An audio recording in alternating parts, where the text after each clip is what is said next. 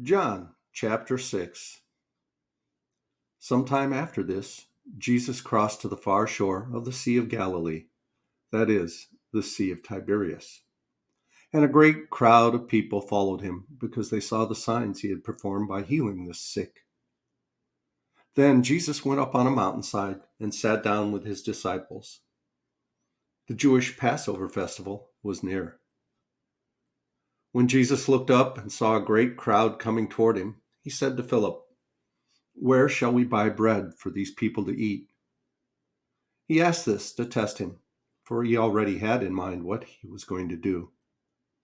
Philip answered him, "It would take more than half a year's wages to buy enough bread for each one to have a bite."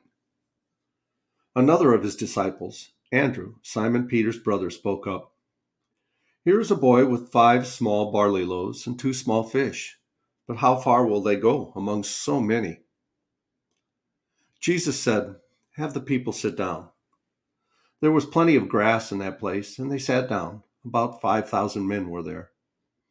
Jesus then took the loaves, gave thanks, and distributed to those who were seated as much as they wanted. He did the same with the fish.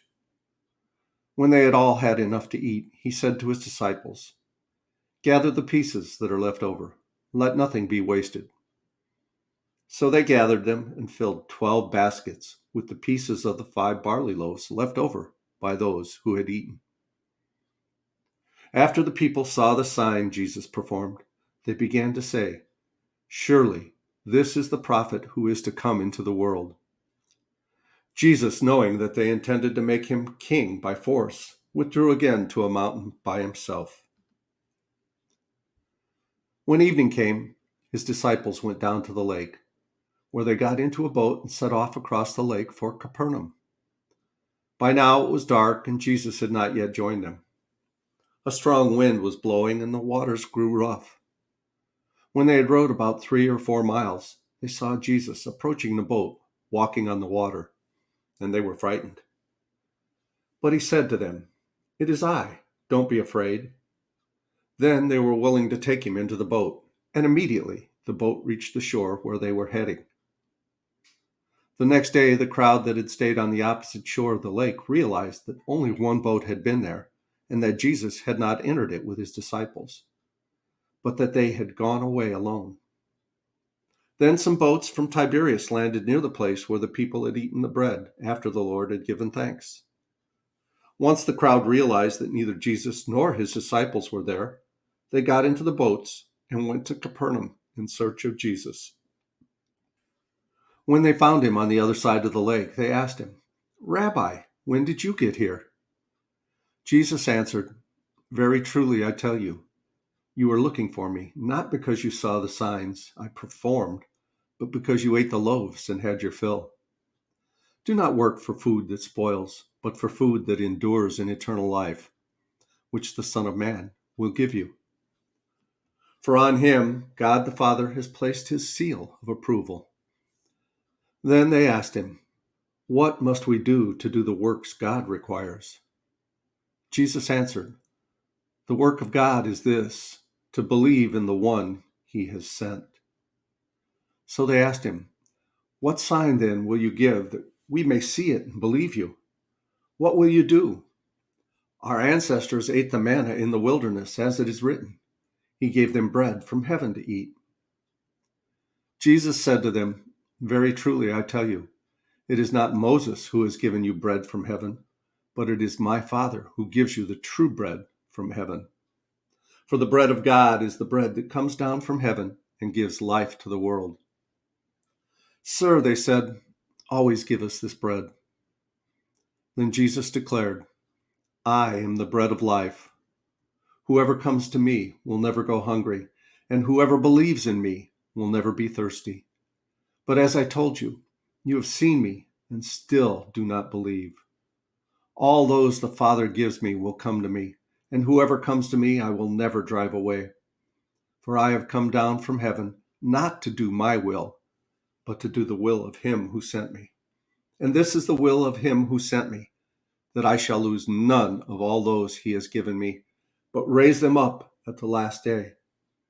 For my Father's will is that everyone who looks to the Son and believes in him shall have eternal life, and I will raise them up at the last day." At this, the Jews there began to grumble about him because he said, "I am the bread that came down from heaven." They said, "Is this not Jesus, the son of Joseph, whose father and mother we know? How can he now say, 'I came down from heaven'?" "Stop grumbling among yourselves," Jesus answered. "No one can come to me unless the Father who sent me draws them, and I will raise them up at the last day. It is written in the prophets, 'They will all be taught by God.' Everyone who has heard the Father and learned from him comes to me. No one has seen the Father except the one who is from God. Only he has seen the Father. Very truly, I tell you, the one who believes has eternal life. I am the bread of life. Your ancestors ate the manna in the wilderness, yet they died. But here is the bread that comes down from heaven, which anyone may eat and not die. I am the living bread that came down from heaven. Whoever eats this bread will live forever. This bread is my flesh, which I will give for the life of the world." Then the Jews began to argue sharply among themselves. "How can this man give us his flesh to eat?" Jesus said to them, "Very truly I tell you, unless you eat the flesh of the Son of Man and drink his blood, you have no life in you. Whoever eats my flesh and drinks my blood has eternal life, and I will raise them up at the last day. For my flesh is real food, and my blood is real drink. Whoever eats my flesh and drinks my blood remains in me, and I in them. Just as the living Father sent me, and I live because of the Father, so the one who feeds on me will live because of me. This is the bread that came down from heaven. Your ancestors ate manna and died, but whoever feeds on this bread will live forever." He said this while teaching in the synagogue in Capernaum. On hearing it, many of his disciples said, "This is a hard teaching. Who can accept it?" Aware that his disciples were grumbling about this, Jesus said to them, "Does this offend you? Then what if you see the Son of Man ascend to where he was before? The Spirit gives life. The flesh counts for nothing. The words I've spoken to you, they are full of the Spirit and life. Yet there are some of you who do not believe." For Jesus had known from the beginning which of them did not believe and who would betray him. He went on to say, "This is why I told you that no one can come to me unless the Father has enabled them." From this time, many of his disciples turned back and no longer followed him. "You do not want to leave me too, do you?" Jesus asked the 12. Simon Peter answered, "Lord, to whom shall I go? You have the words of eternal life. We've come to believe and to know that you are the Holy One of God." Then Jesus replied, "Have I not chosen you, the 12? Yet one of you is the devil." He meant Judas, the son of Simon Iscariot, who, though one of the 12, was later to betray him.